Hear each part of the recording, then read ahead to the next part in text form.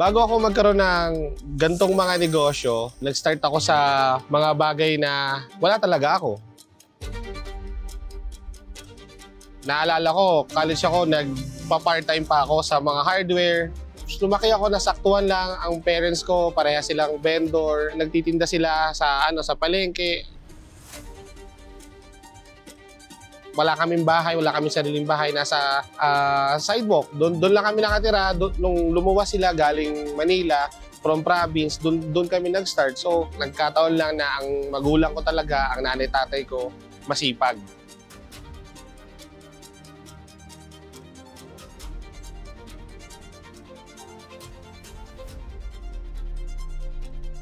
I'm Mark Anthony Delin. I'm the CEO and the founder of Akiro Farm Cafe and Mark's Big Belly and Akiro Ramen. Di pa uso nun yung live selling online. Nagbenta ako ng lechon belly since ayun naman yung namin eh. Ayun yung parang passion ko is magluto. So, nag-start ako mag-post sa Facebook ng lechon belly. So, pag nag-down sila, kalahati, bibili ko ng karne, tatakbo akong palengke, bibili ako ng karne, tapos lulutuin ko yung lechon belly. Siyempre, pag luto na, ibibenta ko na dun sa umorder, tapos babayaran na lang buo. May kita na ako. So, inulit-ulit ko lang siya hanggang sa napapansin ko, dumadami na yung order ko. From isang beses isang araw, naging 2 na order sa isang araw, 3 hanggang 4. Hanggang sa after ilang months, sabi ko, bakit kaya hindi na ituloy ko na lang to? Lagyan ko ng dining yung lechon belly ko. Magkaroon na talaga ako ng physical store. Supposedly na pang plan B ko na pang pabalik ko sa ibang bansa, ginawa ko siyang kapital. Nagtayo ko ng maliit na kainan. Actually, lang siya 5 mesa.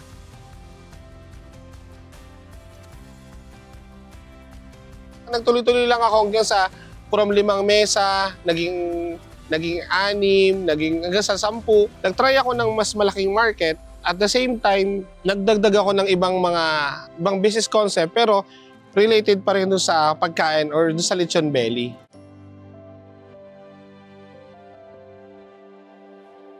Good day! Nandito kami ngayon para ipakita sa inyo paano namin ginagawa ang Mark's Big Belly boneless lechon belly namin. So, first thing, meron kami dito ni-ready na lempo or yung belly part ng baboy. So, hindi na namin pinakita kung paano siya binoboneless. Papakita na lang namin paano namin siya niro-roll and tinitimplahan. Unang namin gagawin is ipapot dry muna siya. So, make sure lang natin na natanggal na yung mga excess spots niya.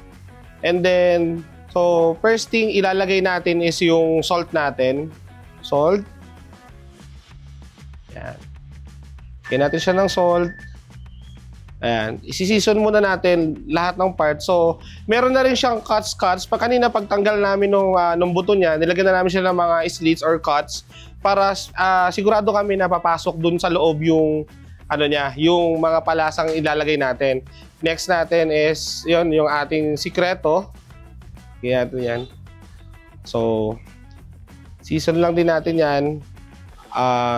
And then, pepper, syempre, paminta. Lagyan natin siya ng paminta.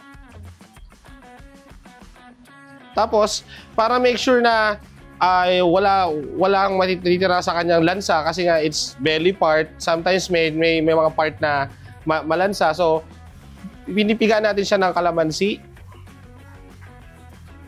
Yan.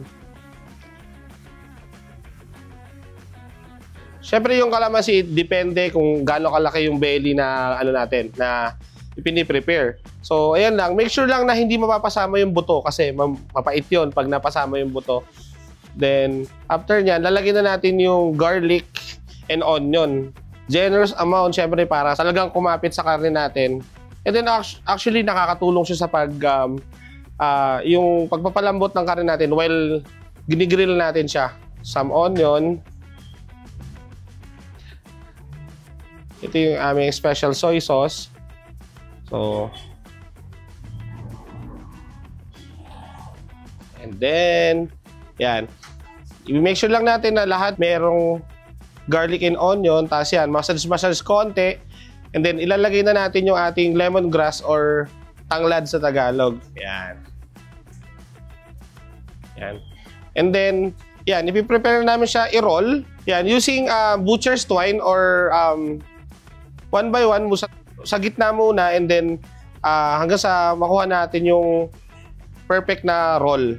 Kung nakikita nyo, isa-isa namin siya nilalagay yung tali kasi hindi namin dinidire-diretso kasi para makuha namin yung perfect na itsura ng belly na pantay-pantay siya. So pag pantay-pantay siya, ibig sabihin pantay-pantay din yung magiging outcome niya pag naluto. So walang part na hilaw, walang part na sunog. So nandiyan din yung sikreto sa pagro-roll. Pag maganda yung pagkaka-roll, maganda yung pagkakaluto niya. Depende sa inyo kung gaano kadami nyo gusto yung itatali nyo. Kami, the usual, basta magsara lang siya para ma-retain namin yung crispy skin. Meron tayo ngayon ditong skewer. So ito na yung ating lechon belly bago siya isalang sa ating griller.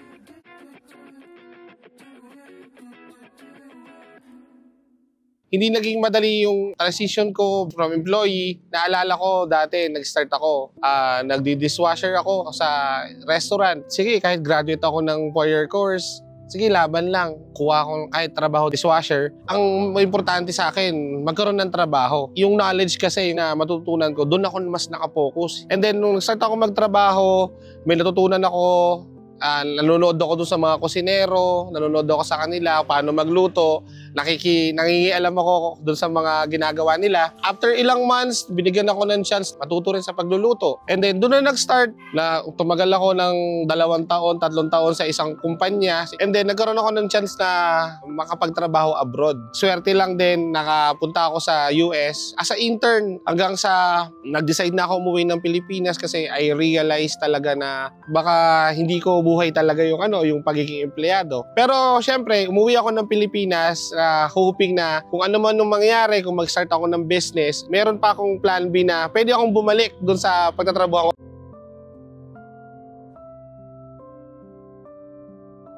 Nung mga 2 taon na nag-run yung lechon belly, biglang nagkaroon ng pandemic. So, stop lahat. And then, ako, syempre hindi ako pwede mawala ng income. So, nag-try akong magtinda ng gulay. Naggulay muna ako kasi ayun lang yung essential lang yung pwede.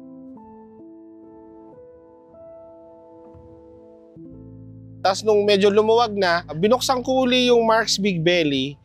Pero may isang concept na yung Akiro Ramen. Since yung wife ko is galing Japan, nag-try kaming mag-formulate ng ramen.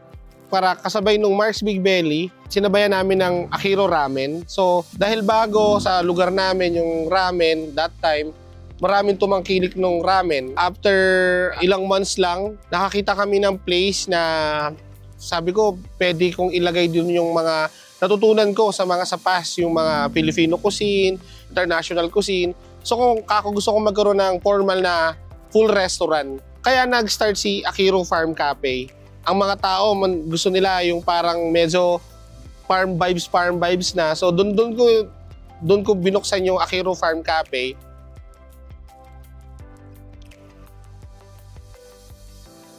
Hello guys! Welcome to Akiro Farm Cafe. Before tayo pumasok, pakita ko muna sa inyo yung aming parking area. Yan. Our parking area, kaya maka-accommodate ng up to 19 cars. Tapos, yan, tara, pasok tayo sa loob ng Akiro Farm Cafe Silang.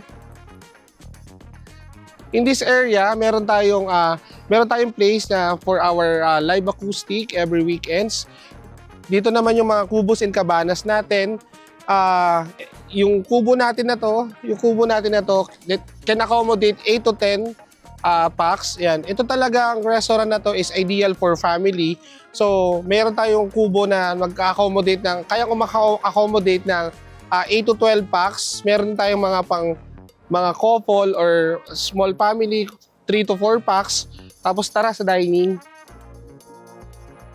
Ito yung ating dining area. This area can accommodate 40 to 60 packs. So, kung mayroon kayong mga intimate mga gatherings or events, pwede nyo gamitin to or pwede kayong mag-book sa amin.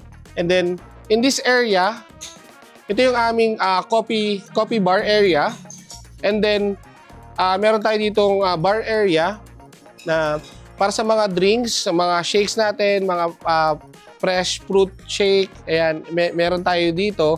Yung menu namin is mix na siya ng Filipino comfort food and Japanese comfort food. So kung makikita nyo, like sa appetizers natin, meron tayong mga calamares, mga baked scallops, baked mussels. Tapos yun, syempre yung sa mga gusto ng mga veggies, meron tayong lumpiang sariwa, may mga sandwiches din tayo.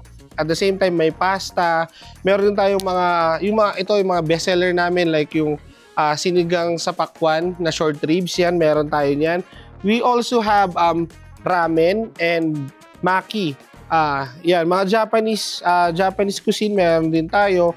And syempre, yung nagsasarapan nating mga kape. Here sa Akiro Farm Cafe, gumagamit tayo ng mga local beans. Yung kape natin is talagang naka-specialize para kay Akiro Farm Cafe. Kung pupunta kayo dito, huwag niyong palalagpasin yung coffee natin. Since tayo ay nasa silang, so ang masarap talaga dito is magkape. So, after nyo kumain, yung pamilya nyo, after kumain dito sa Akiro Farm Cafe, huwag nyo palalagpasin yung aming coffee. Sa Akiro Farm Cafe, we support local products talaga. So, aside sa gumagamit tayo ng local beans, gumagamit din tayo ng mga local produce or goods na meron dito sa atin. Yung mga gulay natin, yung mga ibang prutas natin, we make sure na lahat yun local. So, 80 to 90% ng mga ginagamit nating ingredients is locally made. Ayun yung isa sa advocacy natin na to support local.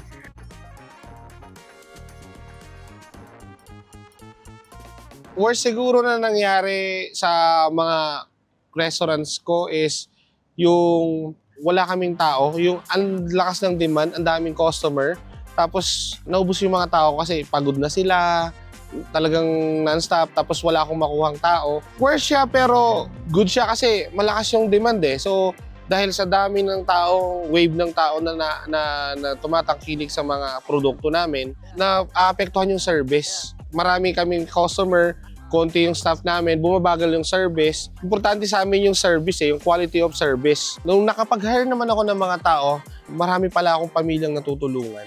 Pag nakapagbigay ako ng trabaho, hindi lang yung tao na yun yung natutulungan ko pala yung pamilya nila na may makain yung pamilya nila. Kung ako mag-i-stop, kung isasara ko yung negosyo ko, paano naman yung mga tao na umaasa lang doon sa negosyo na meron ako na pinapasukan nila? So, siguro yung nagko-continue sa akin para magtuloy-tuloy lang sa pagninegosyo kasi marami akong taong natutulungan. In a way na nagbibigay ako ng trabaho.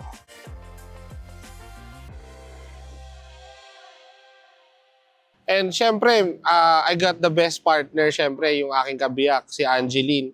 Siya yung sa finances, and then also in purchasing, siya yung nag-handle nun, siya yung nagpapadala sa lahat ng store ng mga purchase, mga order nila, mga kailangan nila sa store. Then ako naman yung in charge sa operations, sa general operations. So ako yung naikot sa mga store, everyday iniikutan ko lahat ng store para ma-make sure ko kung na-smooth yung operations ng restaurant. Grateful ako kasi yung partner ko, sinamahan ako through ups and downs. Kahit nung struggle pa yung business, hindi niya ako iniwan. Nandiyan na lagi siya sa tabi ko, lagi siyang nakasupport. Kung may failure kami sa negosyo, magkasama kami lagi. Ayun yung parang nagiging bonding na lang namin, yung paano i-improve yung restaurant na meron kami, na business namin.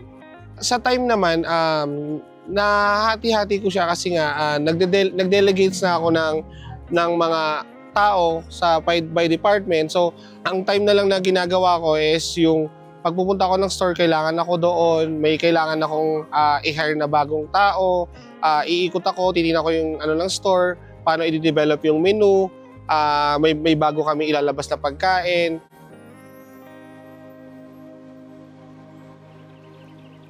Sa pag-handle naman nung maraming empleyado, is may kanya-kanyang kanya-kanyang ugali, kanya-kanyang attitude kasi magkakaibang culture, yun. Mini-make sure ko lagi na nagkakaintindihan kami. Nagkakaintindihan kami in a way na kung may problem sila, personally, I am willing to hear what's their problem.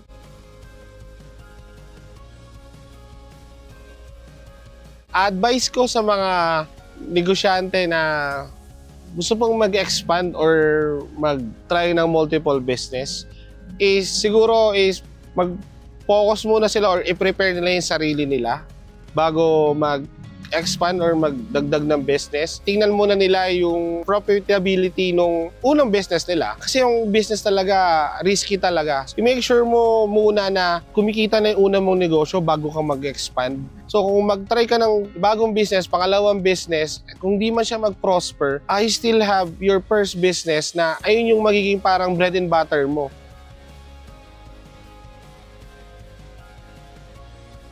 Para sa akin kasi, ang success kasi is maraming definition. Kada nakita mo na yung buhay mo umaangat pa konti-konti, milestone yun, success yun eh. Pero syempre sa akin, marami pa ring bagay na gusto ko pang ma-achieve na para masabi kong successful ako. Lagi kasi kung may goal ka, pag na-achieve mo na, what's next? Guys, invite ko kayo dito sa Akiro Farm Cafe, Silang Branch. Located lang to sa Lalaan First, Purok 2, Silang, Cavite.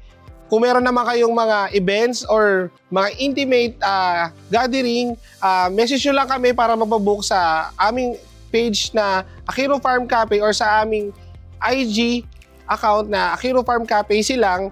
And then, kaya para sa pamilyang Pilipino, tara sa Akiro.